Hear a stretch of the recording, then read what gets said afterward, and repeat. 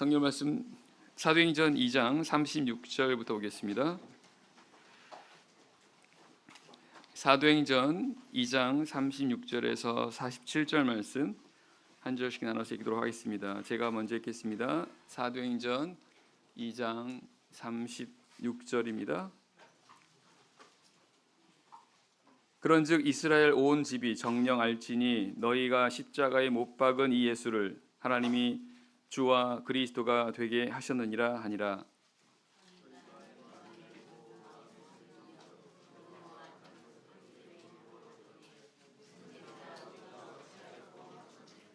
베드로가 가로되 너희가 회개하여 각각 예수 그리스도 이름으로 세례를 받고 죄 사함을 얻으라. 그리하면 성령을 선물로 받으리니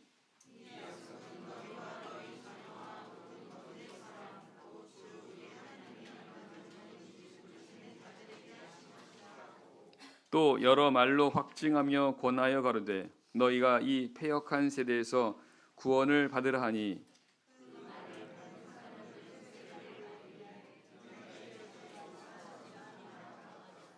저희가 사도의 가르침을 받아 서로 교제하며 떡을 떼며 기도하기를 전혀 힘쓰니라.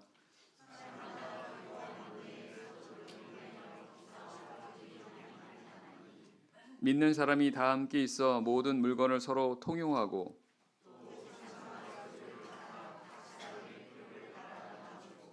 날마다 마음을 같이하여 성전에 모이기를 힘쓰고 집에서 떡을 떼며 기쁨과 순전한 마음으로 음식을 먹고 하나님을 찬미하며 또 온 백성에게 칭송을 받으니 주께서 구원받는 사람을 날마다 더하게 하시니라. 아멘. 지난 시간 오순절에 성령이 강림했고 베드로 사도가 이 성령 받은 이 사실에 대해서 증거한 내용을 살펴보았습니다. 성령이 강림한 것은 예수님께서 부활하셨기 때문에 이루어진 것이고 예수님께서 부활하신 후에 하나님께로부터 약속하신 성령을 받아서 바로 이 믿는 자들에게 부어주시게 된 것이라고 이렇게 증거했습니다. 오늘 본문의 내용은 그렇게 성령 강림에 대해서 베드로를 통해서 증거를 들은 이 사람들의 반응에 대해서 말씀하십니다. 성경 그들이 말씀을 듣고 회개했다라고 됐습니다. 믿게 되었다는 것입니다.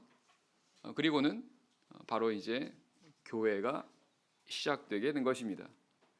오늘 이런 내용을 통해서 함께 살펴보고 교훈을 얻도록 하겠습니다. 36절 말씀 제가 다시 읽겠습니다.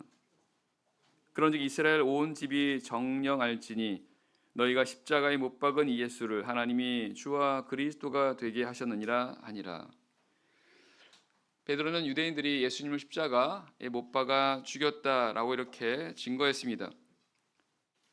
그런데 그 죽으신 예수님을 하나님께서 살리셨다는 것입니다.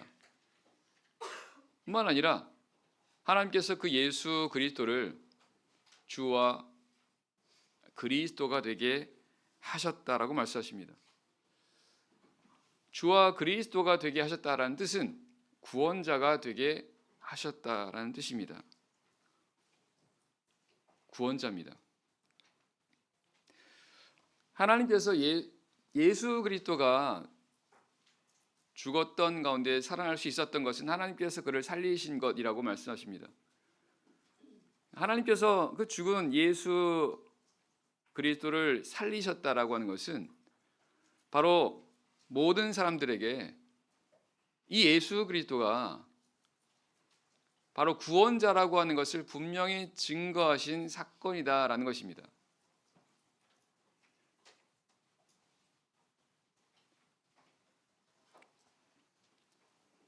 예수님께서 부활하신 것은 그가 구원자라고 하는 분명한 증거라는 것입니다. 그래서 오직 예수 그리스도 외에는 구원자가 없다는 것입니다. 이것을 분명히 증거한 사건이 바로 부활이라는 겁니다. 그래서 다른 이로서는 구원을 얻을 수 없나니 천하 인간의 구원을 얻을 만한 다른 이름을 우리에게 주신 적이 없다라고 말씀하시면서 오직 예수 그리스도만이 우리의 구원자라는 것을 하나님께서 분명하게 보여주셨다는 것입니다. 오직 예수님만이 그런 사람들을 구원하시는 그런 분이라는 것입니다. 그래서 하나님께서 이 부활을 통해서 예수님을 증거하셨던 것처럼 예수님의 사도들도 이 예수 그리스도의 부활을 증거했다는 것입니다. 사도행전의 내용은 바로 그런 내용들을 기록하고 있습니다. 그리고 오늘 우리도 바로 그것을 증거해야 한다는 것입니다. 예수님께서 구원자 되신다라고 하는 것을 모든 사람들에게 분명하게 증거해야 한다는 것입니다. 그 확실한 증거가 바로 예수님의 부활이라는 겁니다. 그래서 우리는 이 예수님의 부활을 증거해야 됩니다. 예수님께서 2000년 전에 죽으셨지만 오늘날에도 여전히 살아계시다라고 하는 것을 증거해야 한다는 것입니다. 어떻게 증거합니까? 성경 말씀을 통해 증거하는 것입니다. 하나님의 말씀을 통해서요. 그리고 우리 삶을 통해서 증거해야 됩니다. 예수님께서 부활하셨다라고 하는 것은 예수님께서 지금도 살아계시다라는 것입니다. 예수님께서 지금도 살아계시다는 것을 우리가 어떻게 사람들에게 증거할 수 있는 것입니까? 우리를 통해서입니다. 그 부활하신 예수님께서 오늘날 우리 안에 성령으로 계시면서 우리로 하여금 예수님께서 살아계시다는 것을 계속해서 알게 하신다는 것입니다. 어떻게 해요? 이 부활이라는 게 뭡니까? 죽었다가 다시 사는 거지 않습니까? 그런 것처럼 우리가 세상에 살아가면서 이 죽음과 같은 그런 상황을 만날 때가 있습니다. 근데 우리 안에 있는 예수 그리스도를 통해서, 즉 성령을 통해서 그런 사망 가운데 우리가 죽지 않고 그런 사망의 권세를 이기는 그런 삶을 살게 될 때, 사람들이 그런 자들을 통해서 예수님이 살아계시다는 것을 알 수 있다는 것입니다.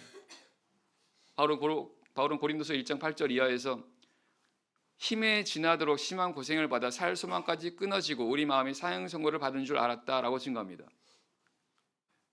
그러면서 그가 이같이 큰 사망에서 우리를 건지셨다 이렇게 증거합니다.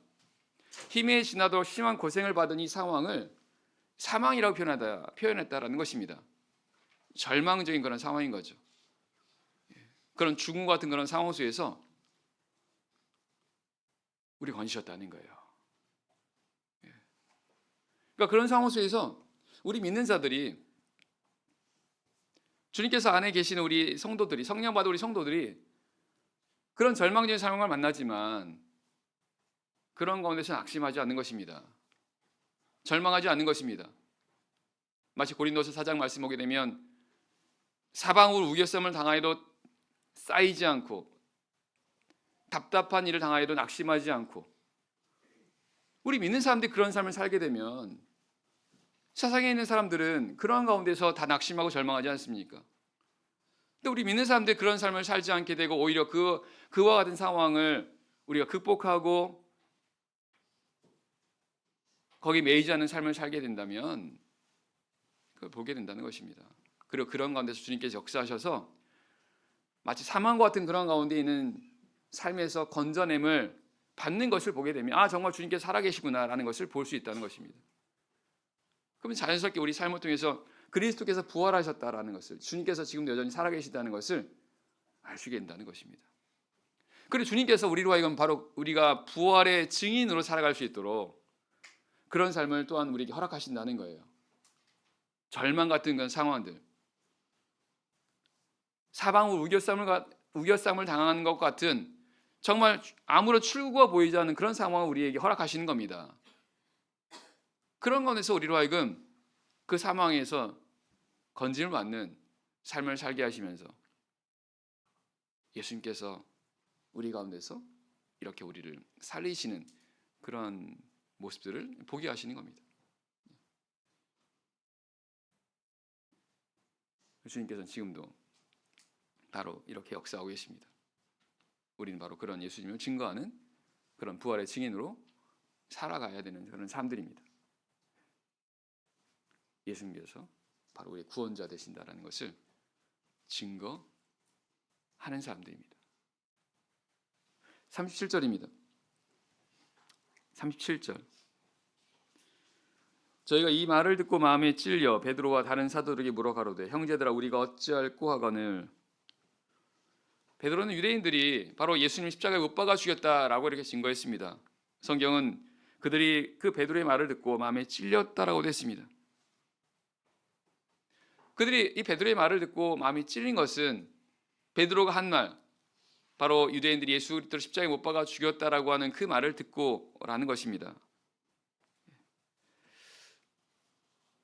생각해보니까 맞거든요. 자기들 예수님을 죽였거든요. 그래서 마음이 찔림을 알았다는 것입니다.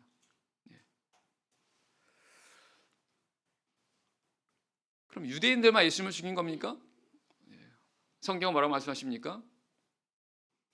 이사야 53장 5절에 보면 그가 찔림은 우리의 허물을 인함이라고 말씀하십니다. 그가 상함은 우리의 죄악을 인함이라고 말씀하십니다.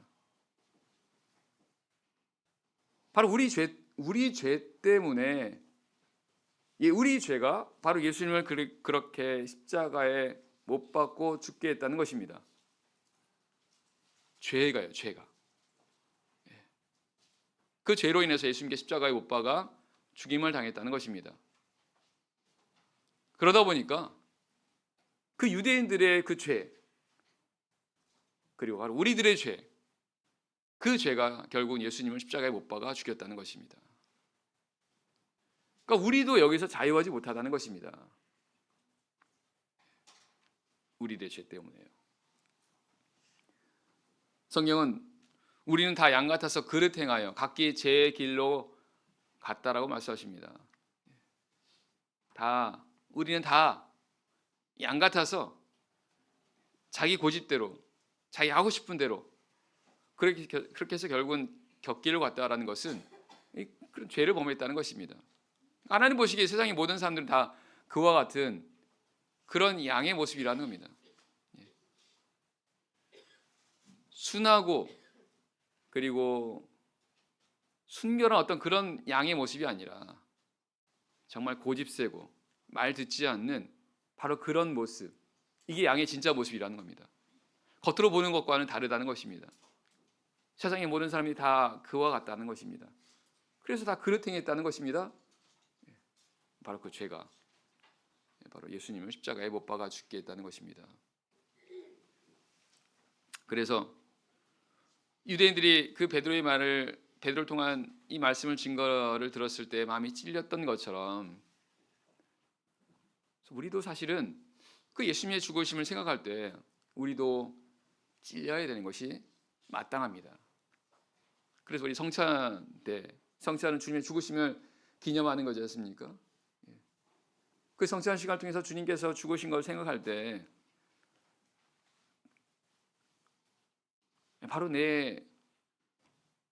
예수님께서 나 때문에 죽으셨다라는 것을 우리는 인정해야 한다는 것입니다. 내 죄가 바로 예수님을 그렇게 십자가에 못 박아 죽게 했다라고 우리가 마음의 찔림을 받고 그러면서 하나님께 감사하며 그런 우리를 또한 구원하신 하나님의 은혜에 감사하는 게 바로 성찬 시간이라는 것입니다. 특별히 성경은 이 유대인들이 이 베드로의 말씀을 듣고 마음에 찔렸다라고 됐습니다. 하나님의 말씀을 듣고 마음에 찔린 것입니다. 그리고는 이들이 우리가 어찌할꼬 하거늘 이렇게 해서 회개가 시작되지 않습니까? 성경은 하나님의 말씀을 가리켜 검이라고 말씀합니다. 칼이라고 말씀하시는 겁니다. 하나님의 말씀이 찌른다는 것입니다. 찌르면 당연히 아픈 거죠. 하나님의 말씀이 우리의 사람의 마음을 찌른다는 겁니다.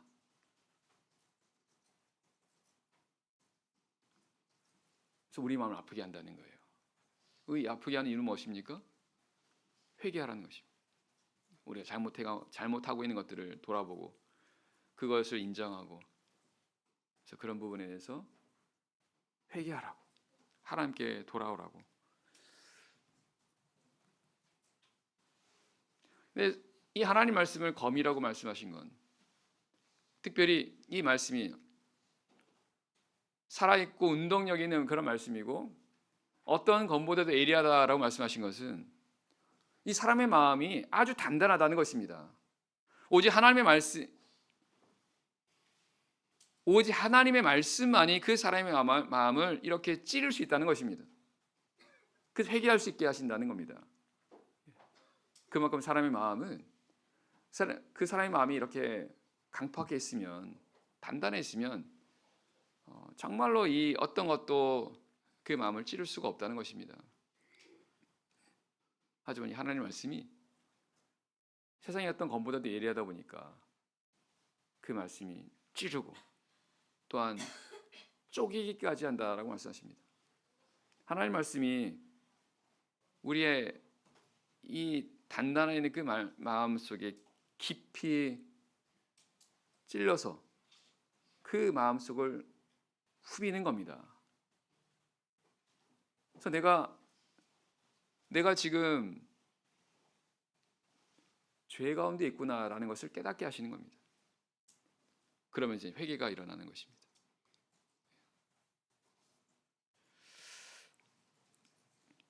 그런데 오늘 말씀은 언제 일어나게 됩니까? 바로 오순절에 성령이 강림했을 때, 그리고 제자들이 성령에 충만하게 됐을 때, 바로 그때 베드로가 일어나서 했던 증거입니다. 성령으로 충만했던 베드로가 그 말씀을 증거했을 때 바로 이와 같은 이런 회개가 일어났다는 것입니다. 이 사실 중에서 우리가 아주 중요한 사실을 알게 됩니다. 이 하나님의 말씀이 분명 힘이 있고 역사하는 검과 같은 그런 말씀이지만, 이 말씀이 역사하기 위해서는 바로 성령의 능력이 필요하다는 것을 알 수 있습니다. 성령이 역사하게 되면 이 말씀이 더 큰 능력을 발휘한다는 것입니다. 죄송합니다.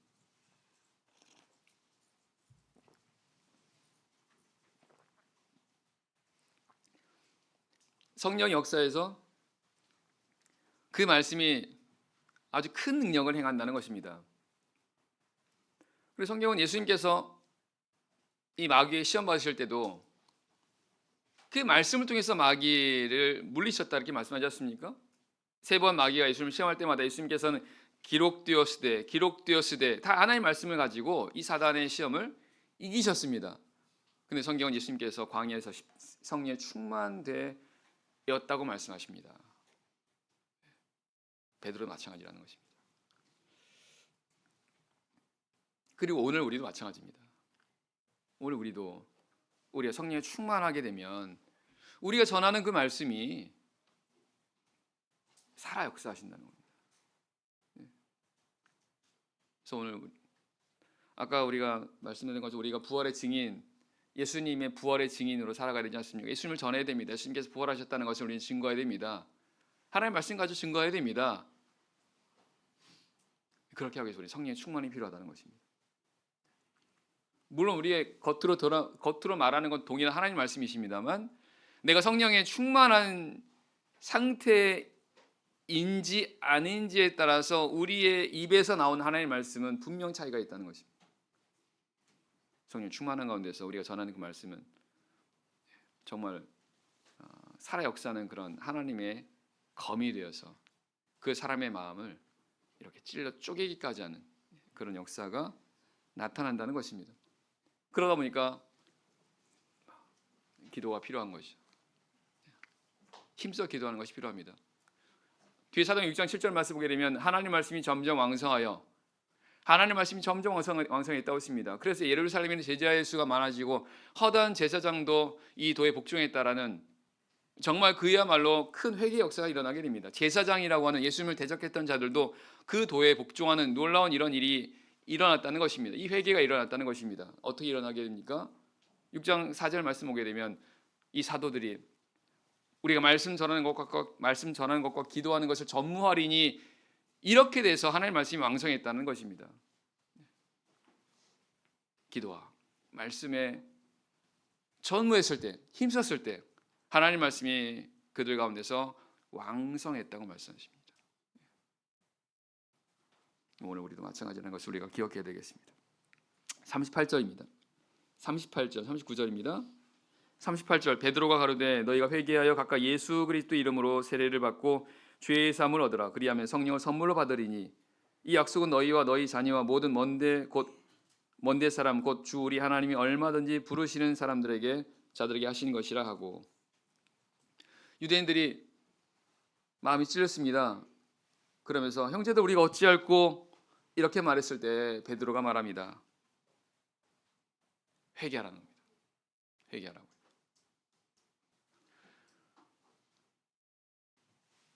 회개란 뜻이 뭘까요?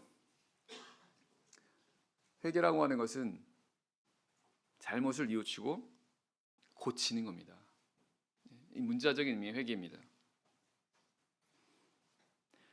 자신의 잘못을 인정한 겁니다. 그리고 그런 삶에서 벗어나려고 하는 것, 이게 회개예요. 그러니까 내가 가던 길을 더 이상 가지 않고 돌이켜서 다른 길로 가는 것, 이게 회개라는 것입니다. 베드로는 바로 이 유대인들에게 우리가 어찌할꼬 하거늘 이라고 하는 마음에 찔려 있는 그런 그들에게 증거한 그 말씀이 바로 회개하라는 것입니다.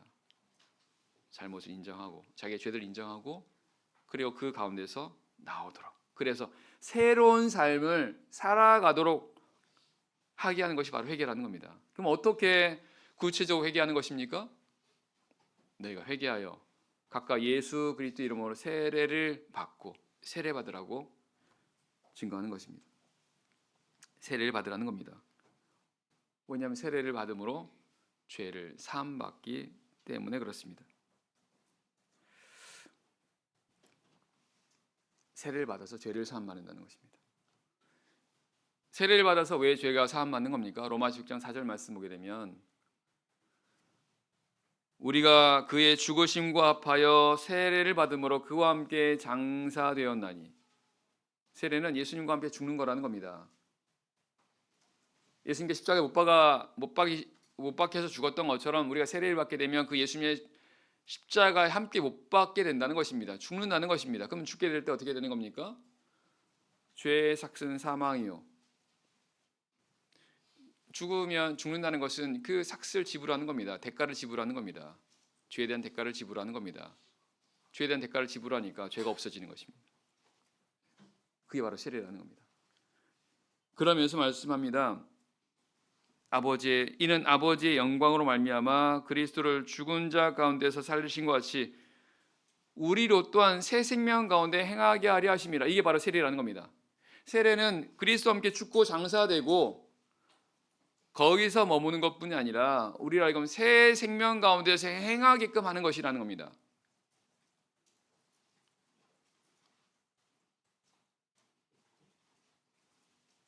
죽고 장사되고 이제 새로운 삶으로 살아갈 수 있게 하는 게 바로 세례라는 겁니다. 어떻게 해요? 바로 성령을 받는 것입니다. 너희가 회개하여 각각 예수 그리스도 이름으로 세례를 받고 죄의 사함을 얻으라. 그리하면 성령을 선물로 주시리니. 선물로 받으리니. 이렇게 말씀하십니다. 그러니까 세례를 통해서 이제 죄를 사함 받은 그 자들에 대해서 이제 새로운 생명으로 살아가게 되지 않습니까? 이제 그 죄 가운데 죽었던 그 삶에서 나오는 거니까 이제 그런 삶에서 나오는 새로운 삶을 살기 위해서 하나님께서 성령을 주신다는 거예요. 성령을 통해서 새롭게 살게 하신다는 겁니다. 디도 3장 5절 말씀, 우리를 구원하시되 중생의 시침과 성령의 새롭게 하심으로 하셨다고 말씀하십니다. 중생의 시침이라는 것은 새로 태어나게 하는 거죠. 그리고 성령의 새롭게 하심으로 하신다는 겁니다. 이 성령의 새롭게 하심이라는 것은 성령이 계속해서 우리를 새롭게 하신다는 거예요. 우리로 하여금 새로운 삶을 살아가게 하신다는 겁니다. 창세기 1장 1절 2절 말씀 우리가 알고 있죠. 태초에 하나님이 천지를 창조하시니라. 창세기 1장 2절에 이렇게 말씀합니다. 땅이 혼돈하고 공허하며 흑암이 깊음 위에 있고 하나님의 신은 수면 위에 운행하시니라. 하나님께서 천지를 창조하실 때 하나님의 신이 그 안에 역사했다고 말씀하십니다. 하나님의 영이 역사한 겁니다. 즉 하나님의 영이 그 창조의 역사를 행하셨다는 겁니다. 시편 104편 30절 말씀, 주의 영을 보내어 저희를 창조하사 지면을 새롭게 하시나이다. 성경은 이 창조와 바로 새롭게 하는 거라고 말씀하십니다. 이 창조하고 새롭게 하는 그 일을 하나님의 영이 하신 거라고 말씀하세요.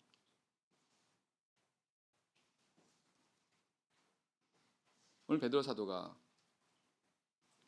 우리가 어찌할꼬 하거늘 우리가 어떻게 이제 해야 되는지, 이제 우리가 앞으로 어떻게 살아야 되는지에 대한 그런 물음을 가진 자들에게 한 말이 바로 회개하는 겁니다. 회개하라는 겁니다. 죄를 인정하고 새로운 삶을 살아가는 겁니다. 어떻게요? 세례를 받고 성령 받는 것입니다. 세례를 받고 죄를 사함 받고 성령을 받아서 성령의 새롭게 하심을 통해서 계속해서 새로운 삶을 살아가도록 하는 게, 이게 바로 회개하는 삶이고 이게 바로 구원받는 그런 삶이라는 것입니다. 그로 인해서 하나님을 닮아가게 하는 것입니다. 하나님 백성으로 합당한 그런 삶을 살아가게 하는 것입니다. 이 약속은 너희와 너희 자녀와 모든 먼데 사람 곧 주 우리 하나님이 얼마든지 부르는 자들에게 하신 것이라고. 이 약속은 뭡니까? 그리하면 성령을 선물로 받으리니, 이 성령을 주신다는 바로 약속이라는 겁니다. 그래서 예수님께서 사도행 1장에서 승천 전에 아버지 약속하신 것을 기다리라라고 말씀하셨던 것도, 그리고 사도행 2장 33절 말씀에서 하나님 오른손에 예수를 높이심에 그가 약속하신 성령을 받아서 너희 보고 듣는 이것을 주셨다라는, 똑같이 이 성령을 하나님께서 약속하신 것이라고 말씀하십니다. 그래서 약속이라는 것은 성령을 주시는 약속이고, 이 약속은 너희와 너희 자녀와 모든 먼데 사람, 하나님께서 부르시는 모든 사람들에게 주시는 그 약속, 즉 성령을 주실 것이라고 하는, 그래서 새로운 삶을 살게 될 것이라고 하는 그 약속을 이루게끔 하신다는 것입니다.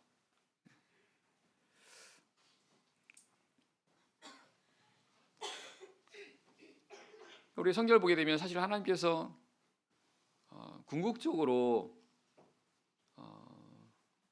이 약속하신 게 바로 성령이라는 것을 알 수 있습니다. 갈라디아 3장 13절에 보면 그리스도께서 우리를 위해서 저주를 받으셨다는 내용이 나옵니다. 십자가에 죽으신 것을 저주를 받으셨다고 말씀하신 겁니다. 그럼 그렇게 한 이유가 그리스도 예수 안에서 복이, 아브라함의 복이 이방인에게 미치게 하고 또 우리로 하여금 믿음으로 말미암아 성령의 약속을 받게 하려 하심이라. 결국 예수님께서 우리를 위해서 대신 죽으신 이유가 우리로 하여금 아브라함의 복을 받게 하기 위함이고 성령의 약속을 받기 위함이라고 말씀하십니다.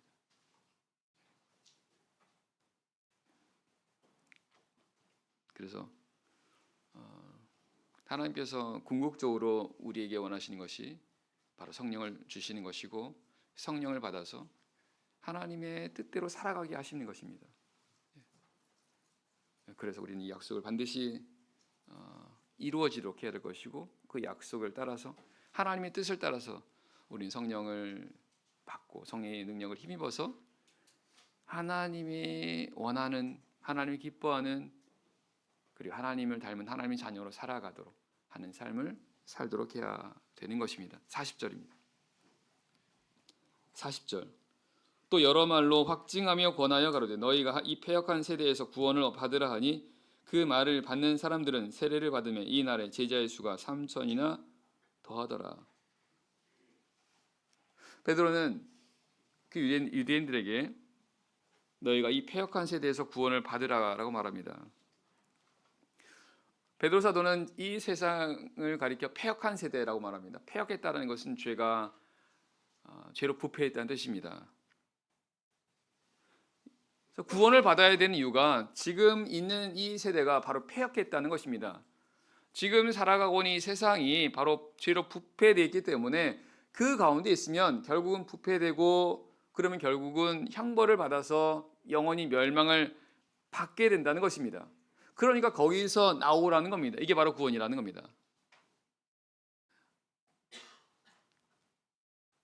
하나님께서 이것을 구약시대의 여러 상황들을 통해서 말씀하셨습니다. 예를 들면 노아 방주인 거죠. 당시에 죄악이 관영했을 때 하나님께서 노아로 하여금 방주를 만들게 하십니다. 방주 안에 사람들 들어오게 하시라는 겁니다. 왜 그렇습니까? 하나님께서 세상을 물로 심판하시는 겁니다. 죄가 관영하니까. 그 방주 안에 들어와야 구원받는다는 것입니다. 결국 그 세상에서 나와서 구원의 방주로 들어가야 구원받는 것. 하나님께서는 이걸 통해서 바로 패역한 세대에서 구원을 받으라고 하는 것을 미리 말씀하신 것입니다. 그리고 이스라엘 백성들 애굽에 있을 때 하나님께서 그들을 애굽에서 건져내 주지 않습니까? 어떻게 해요? 어린 양의 피를 통해서, 어린 양의 피를 집 문설주에 바르게 한 다음에 그 다음에 거기서 이제 애굽에서 나오게 하십니다.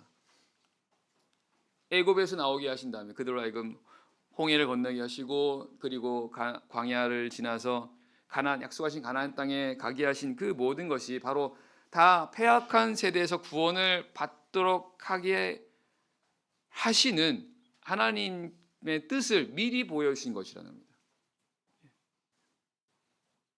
근데 그런 과정이 다 사실은 다 세례와 성령과 다 연관이 있는 겁니다. 성경은 이 물이 바로 세례라고 말씀하지 않습니까? 방주에서 물로 구원받았던, 물로 인해 죽고 물로 인해 구원받았던 바로 그것이 세례라고 말씀하십니다. 그리고 또한 이스라엘 백성들 애굽에서 나올 때 홍해를 건넜다는 것은 바로 세례를 받았다라고 말씀하십니다. 그리고 가나안 땅에 갈 때까지 구름 기둥과 불 기둥으로 인도를 받았다는 것은 결국 성령의 인도를 받아서 갔다라는 것을 이제 말씀하시는 겁니다. 그래서 오늘 동일하게 우리가 세례를 받고 성령을 통해서, 성령의 인도함과 보호하심을 통해서 하나님께서 우리에게 예비하신 하나님 나라에 들어가게 되는 그런 과정이 되는 것입니다. 42절입니다. 42절. 저희가 사도의 가르침을 받아 서로 교제하며 떡을 떼며 기도하기를 전혀 힘쓰니라. 자, 이제 이런 일을 통해서 믿는 자가 세례를 3,000명이 받습니다. 결국은 믿는 자가 생겨나게 되었고 교회가 시작된 것입니다. 교회가 이 땅에 비로소 이제 교회가 세워지게 된 것입니다. 근데 성경은 그 세워진 교회가, 그 교회 성도들이 힘쓴 것이 있다라고 말씀하십니다. 바로 42절 말씀처럼 그들이 사도의 가르침을 받아 서로 교제하며 떡을 떼며 기도하는 것, 이거를 전혀 힘썼다라고 말씀하십니다. 이 말씀은요, 교회가 힘을 써야 되는 것이 바로 어떤 것인가를 우리에게 말씀해주고 있다는 것입니다. 우리 교회도 마찬가지인 거죠. 마지막 때에 세워진 이 참교회, 특별히 사도시대 사도교회가 부흥된 이 참교회는 더더욱 여기 처음에 교회가 세워졌을 때 그 교회가 힘썼던 그런 부분들이 바로 오늘 우리 교회의 모델이 되는 것입니다. 본이 되는 거죠. 우리도 마찬가지로 힘을 써야 되는 것입니다. 우리도 그 교회가 했던 것처럼 우리도 사도의 가르침을 받는 것이 필요합니다. 즉 하나님의 말씀의 가르침을 받아야 됩니다. 이제 우리가 이 패역한 세대에서 구원받은, 세례받고 성령 받아서 우리가 구원받은 우리 성도들이 힘써야 되는 것이 있다면 바로 이 하나님의 말씀을 우리가 계속해서 받는 것입니다. 전혀 힘썼다라는 뜻은요, 계속해서 했다는 뜻입니다. 계속 힘써서 했다는 뜻입니다. 우리 역시도 계속해서 하나님의 말씀을 통해서 가르침을 받아야 된다는 것입니다. 왜냐하면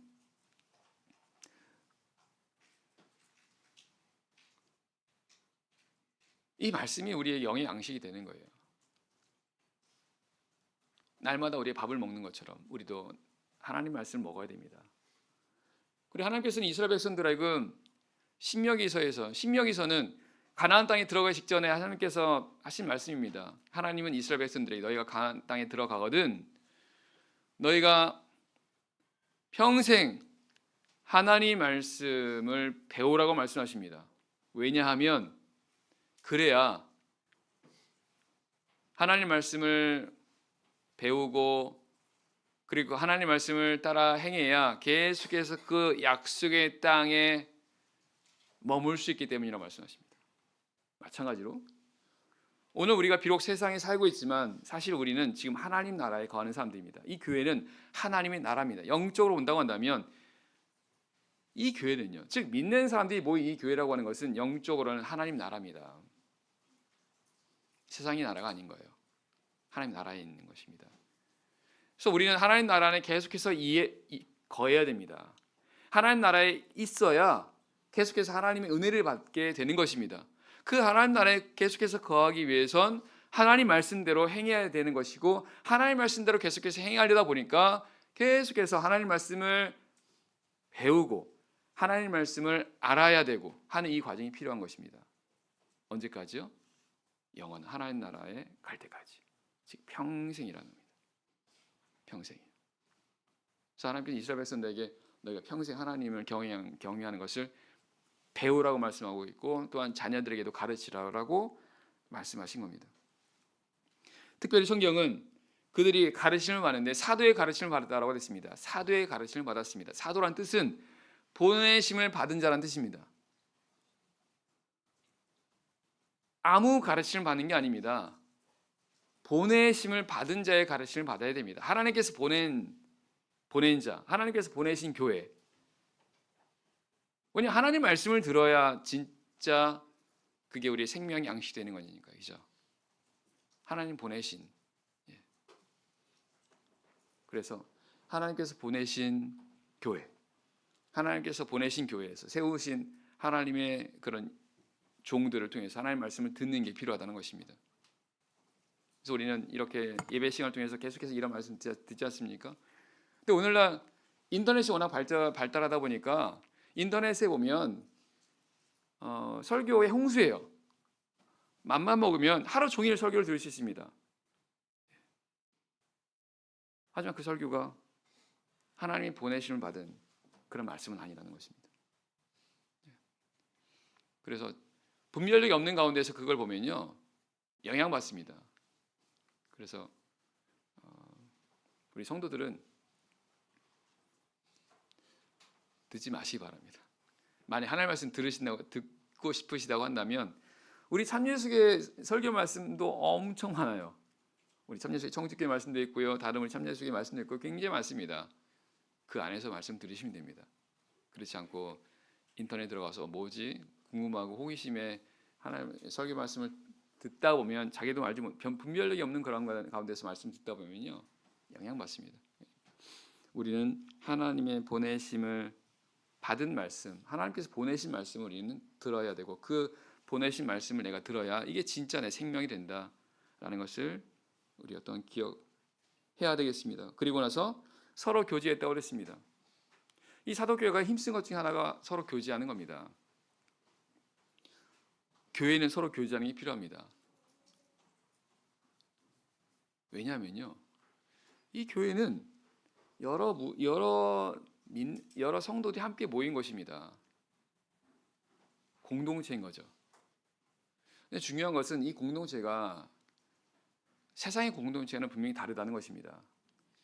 세상에도 이런 이런 그룹이나 공동체 많지 않습니까? 근본적으로 이 교회가 다른 것은 뭐냐면 한 몸에 붙어 있는 각 지체라는 겁니다. 세상에 어떤 조직도 어떤 공동체도 이런 조직은 없습니다. 오직 교회만 이렇습니다. 교회만. 왜? 교회가 하나님의 몸이니까요. 성도는 그 몸에 붙어 있는 각 지체들입니다. 그러니까 같이 한 몸인 거예요. 그래서 교제가 필요한 겁니다. 무슨 말입니까? 이 교제라는 것은 아직 신기에 머무는 게 아니에요. 우리가 한 몸이다 보니까 서로 돌아보는 게 필요한 겁니다. 우리 몸에 여러 가지 지체가 있지 않습니까? 우리 몸이 건강하려면 각 지체가 다 건강해야 되는 거잖아요. 그런 것처럼 우리 이 교회도 한 몸인데 겉으로는 다 따로따로 떨어지는 사람처럼 보이지만 사실 영적으로 보면 한 몸입니다. 한 가족이라는 겁니다. 그럼 서로 돌아봐야 한다는 것입니다. 서로 돌아보기 위해서 서로 관심을 갖고 서로 교제하는 게 필요하다는 거예요. 그래서 여기서 말하는 서로 교제라는 것이 단지 그냥 친해지고 친교를 나누고 그런 교제를 말하는 게 아닙니다. 그래서 성경 뭐라 말씀하십니까? 저희가 사도의 가르침을 받아 서로 교제했다고 말씀하십니다. 이게 바로 이 교회 안에서의 교제가 세상 밖에 있는 교제랑 다른 근본적인 다른 그 차이가 여기 있는 것입니다. 이 교회 안에서 교제라는 것은 바로 하나님의 말씀 안에서 이루어진 그런 교제이어야 한다는 것입니다. 그래서 성경 뭐라 말씀하십니까? 히브리서 10장 24절 말씀 보게 되면 서로 돌아보아 사랑과 선행을 서로 격려하며 모이기를 패하는 어떤 사람들의 습관같이 하지 말고 오직 권하여 그날이 가까움을 볼수록 더 그리하자라고 말씀하십니다. 그리고 기도하기를 전혀 힘썼다라고 했습니다. 기도는 영적 호흡입니다. 왜냐하면 쉬면 안 되는 거니까요. 항상 기뻐라, 쉬지 말고 기도라, 범사에 감사라. 이는 그리스도 예수 안에서 너희를 향하신 하나님의 뜻이라고 말씀하십니다. 쉬지 말고 기도하는 게 하나님의 뜻이라는 겁니다. 그러니까 계속해서 힘써야 되는 것이 바로 기도인 것입니다. 기도하되 서로 기도하는 것입니다. 서로 합심해서. 왜냐하면 한 몸이니까요. 이 세 가지는 서로 같이 서로 연동되는 거, 서로 연계가 있는 겁니다. 사도의 가르침을 받고 서로 교제하고 기도하는 것, 이거 서로 그 세 개가 같이 연결돼서 하는 것입니다. 우리가 기도, 그래서 이 기도도 우리가 같이 합심해서 하는 것입니다. 그래서 우리가 예배 전에 15분 기도하지 않습니까? 그렇게 하려고 하는 것도 우리가 각자 집에서 기도하지만 우리가 모였을 때, 같이 모였을 때는 우리가 기도하기 좋은 그런 시간이라는 겁니다. 그래서 같이 기도하는 그런 시간이 되는 거죠. 그래서 예배 전에 같이 모여서 같은 생각으로 또 같은 그런 기도 내용으로 같은 하나님을 경외하는 그런 마음으로 서로 기도에 참여해서 기도하는 것이 중요하고, 또 그렇게 할 때 비로소 이 교회가 온전한 그런 교회로 설 수가 있게 되는 것입니다. 43절입니다. 43절 사람마다 두려워하는데 사도들로 인하여 기사와 표적이 많이 나타나니. 이 초대교회의 특징 중 하나는 뭐냐면 두려움이 있었습니다. 왜요? 사도들로 인하여 기사와 표적이 많이 나타났습니다. 기사와 표적이 나타나다 보니까 사람들이 두려워하게 된 것입니다. 그럼 기사와 표적이 왜 나타난 겁니까? 기사와 표적은요, 하나님께서 증거하는 겁니다. 뭘 증거하는 겁니까? 하나님 함께 하신다는 뜻이에요. 그러니까 초대교회는 하나님이 세우신 교회지 않습니까? 하나님 함께 하신 고대였잖아요. 그러니까 기사와 표적이 많이 나타났습니다. 그러다 보니까 그 하나님이 함께 하심으로 있는, 하나님 함께 하실 때에 본능적으로 느끼는 그런 경외감이 있어요. 그 두려움이 있었다는 것입니다. 이 두려움과 무서움은 다른 겁니다. 경외감이에요. 경외감. 이 초대교회에 그런 경외감이 있었다는 겁니다. 그 교회를 들어왔을 때, 그리고 이 교회 안에 그 성도들을 통해서 이곳에 하나님이 계시다라는 그런 경외감. 사실 우리 교회도 바로 그와 같은 두려움이 사실은 있어야 됩니다. 그래서 누구든지 이곳은 하나님이 계시는 곳이구나 라는 생각을 하면서 하나님 경외하는 마음으로 하나님께 예배드리고, 하나님 경외하는 마음으로 기쁘고 즐거운 마음으로 하나님을 섬기라고 말씀하십니다.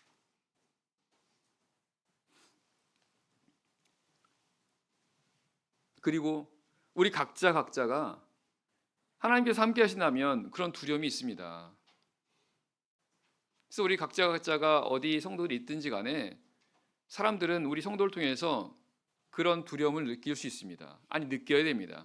하나님께서 함께 하신다는 것을 느껴야 됩니다. 그래서 사람들이 함부로 할 수 없는 거예요. 우리 성도에 대해서요.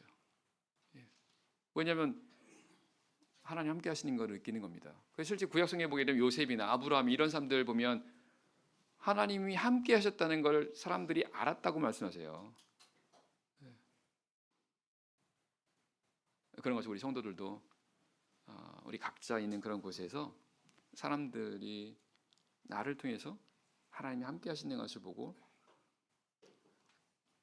하나님을 두려워하는 그런 모습도 필요하다는 것입니다. 있어야 된다는 것입니다. 44절입니다. 믿는 사람이 다 함께 있어 모든 물건을 서로 통용하고 또 재산과 소유를 팔아 각 사람의 필요를 따라 나눠주고. 이 초대교회 모습 특징이 또 하나 있었는데 모든 물건을 서로 통용했습니다.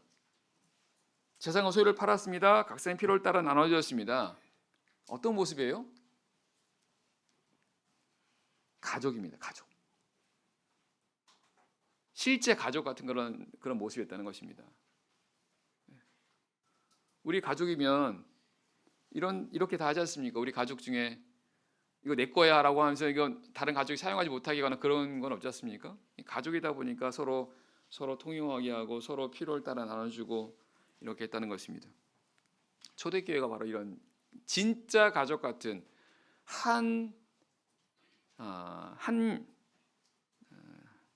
하나가 됐다는 것을 알 수 있습니다. 하나가 됐습니다. 어떻게 초대교회 하나가 될 수 있었던 것입니까? 이게 바로 성령의 역사입니다. 에베소 4장 3절 말씀, 성령 평안에 매는 줄로 성령이 하나 되게 하신 것을 힘써 지키라. 성령이 하나 되게 하신다는 것입니다. 초대교회 성령이 강하게 역사하다 보니까 정말 교회가 진짜 하나가 된 거예요. 진짜로. 그래서 원래 사람의 본성은 어떤 것입니까? 원래 본성은 다 자기 욕심을 챙기지 않습니까? 이게 원래 본성이잖아요. 근데 지금 보면 그게 없어요. 그 말은 뭐냐면 뭔가 본성을 거스리는 어떤 모습이라는 겁니다. 본성이요. 실제로 이사야 11장에 보면 하나님 나라를 어떻게 표현하냐면요. 이렇게 표현합니다. 그때 이리가 어린 양과 함께 거하며 표범이 어린 염소와 함께 누우며 암소와 곰이 함께 먹으며 사자가 소처럼 풀을 먹으며 이렇게 말씀하십니다. 이게 하나님 나라라는 겁니다. 원래 사자가 소와 함께 있을 수 있습니까? 사자는 소를 아니요. 맞나요? 예. 사자는 본성대로 한다면 소를 잡아먹어야 돼요. 그리고 사자는 본성대로 고기를 먹어야 됩니다. 근데 그 말씀 보면 사자가 풀을 먹는다고 됐습니다. 이리가 어린 양과 함께 거합니다. 이리는 어린 양을 잡아먹어야 돼요. 이게 이리의 본성입니다. 근데 이리가 어린 양과 함께 거한다는 것은 본성을 거스린다는 것입니다. 이게 하나님 나라라는 겁니다. 그런 것처럼 하나님이 다스리는 곳이거든요. 하나님이 다스리는 곳에서는 그런 본성들이 다스림을 받는다는 거예요. 우리도 여기 계신 우리 성도들도 다 인간이지 않습니까? 정확히 말하면 다 죄인들입니다. 우리 안에 죄의 성이 있어요. 그 죄의 성, 본성을 따라서 우리도 다 이런 내 욕심을 챙기고 내 이익을 최우선을 생각하게 되고 나만 사랑하고 이게 인간의 본성이지 않습니까? 근데 하나님 나라 안에서는 이게 다스림을 받는다는 거예요. 초대교회가 바로 그런 모습이었다는 것입니다. 그 교회가 하나님 나라인 거죠. 우리 교회가 바로 그런 교회라는 것입니다. 그리고 이 교회가 하나님의 다스림을 받으면 받을수록 하나님 나라가 온전한 하나님 나라로 되어가면 되어갈수록 이러한 모습은 더욱더 강하게 나타난다는 것입니다. 그러면 그것이 바로 천국이 되는 것입니다. 천국이요. 교회가요. 그래서 우리는 바로 이 교회가, 물론 지금 이 교회는 하나님이 나라입니다. 하지만 아직 완전함이 이루어지진 않았습니다. 우리가 할 것은 완전한 교회, 하나님의 나라가 되어 가도록 하는 것입니다. 하나님의 완전한 다스림을 받을 수 있도록 하는 것입니다. 그걸 위해서 아까 사도의 가르침을 받고 서로 교제하고 기도하는 걸 힘쓰는 바로 그 일을 성도들이 하게 해야 되는 것입니다. 46절입니다. 46절 날마다 마음을 같이하여 성전에 모이기를 힘쓰고 집에서 떡을 떼며 기쁨과 순전한 마음으로 음식을 먹고 하나님을 찬미하며 또 온 백성에게 칭송을 받으니 주께서 구원받는 사람을 날마다 더하게 하시니라. 날마다 마음을 같이합니다. 날마다 모였습니다. 날마다 기쁨과 순전으로 음식을 먹고 하나님 찬미했습니다. 이게 천국의 모습이지 않습니까? 초대교회가 바로 그런 모습이었다는 겁니다. 이 말씀이 교회가 그렇게 교회가 바로 이런 모습이라는 겁니다. 하나님이 세우신 교회는 이런 교회라는 겁니다. 우리 참여수교회는 하나님이 세우신 교회입니다. 그래서 우리 참여수교회는 이런 모습이 될 수 있습니다. 아니 되어야 됩니다. 온전한 하나님의 나라를 향해 갈 수 있도록. 물론 완전한 하나님 나라는 우리가 죽어서 가는 영원한 하나님 나라이지만 세상에서 우리는 힘써서 이 하나님의 나라를 이뤄가는 겁니다. 그래서 우리가 매일같이 기도하는 주기도문에 이런 내용이 있지 않습니까? 하나님 나라가 이 땅에 임하게 해달라고요.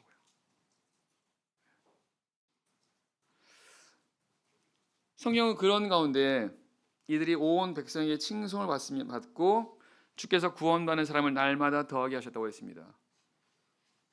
교회가 이러니까, 이런 천국이다 보니까 날마다 구원받는 사람이 더했다는 겁니다. 근데 성경은 뭐라고 말씀하십니까? 주께서 구원받는 사람을 날마다 더하셨다는 것은 보내주셨다는 뜻입니다. 하나님께서 보내주셨다는 거예요. 사실 전도는요, 우리가 하는 게 아닙니다. 우리는 그저 하나님 말씀 따라서 전하는 것뿐입니다. 실제로 믿게끔 하는 건 하나님께서 하시는 거예요. 하나님께서 구원받는 사람을 날마다 보내주셨다는 거죠. 구약성경에 보게 되면요, 어떤 표현이 나오냐면 이스라엘 대적들을 전쟁할 때 이스라엘 대적을 이스라엘 군대에 붙이셨다라는 표현이 많이 나옵니다. 예를 들어서 다윗의 나라 전쟁하는 데 있어서 하나님께서 그 대적들을 그 이스라엘에게 붙이셨다. 그 붙이셨다 뜻은 뭐냐면 항복하게 했다는 뜻입니다. 싸움에서 지게 했다는 겁니다. 싸움에서 이기게 했다는 것입니다. 그래서 항복하게 했다는 거예요. 그 의미가 뭘까요? 복종하게 했다는 것입니다. 주께서 구원받는 사람 날마다 더하게 하셨다는 뜻은요, 하나님께서 그로 하여금 복종하게 했다는 뜻입니다. 그게 전도예요. 하나님께 순종하게 하는 것. 그게 전도입니다. 그게 구원이라는 겁니다. 하나님께서 초대교회를 통해서 그렇게 역사하셨다는 거예요. 오늘 우리도 마찬가지라는 겁니다. 하나님께서 그런 하나님 택한 백성들을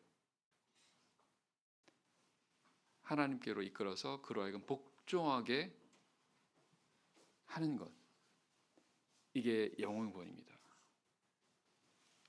우리는 하나님께서 이렇게 행하시도록, 하나님께 역사하시도록 우리가 마땅히 행할 바를 하는 것입니다. 그럼 우리가 힘써 행하게 될 때 하나님께서는 하나님 뜻을 이렇게 이루어가시는 겁니다. 주께서 날마다 구원받는 사람을 더하게 하셨다는 그 말씀이 오늘날에도 하나님께 세우신 이 하나님 참교회에 분명하게 나타날 수 있다는 것입니다. 그건 우리가 어떻게 하느냐에 따라 다른 것입니다. 바로 없기는 우리 교회가 바로 이런 초대교회 세워졌을 때 그런 아름다운 모습, 이런 모습들이 우리 교회에 나타나서 주께서 구원받은 사람을 날마다 더하게 하시는 그런 교회가 되기를 간절히 소망합니다. 예.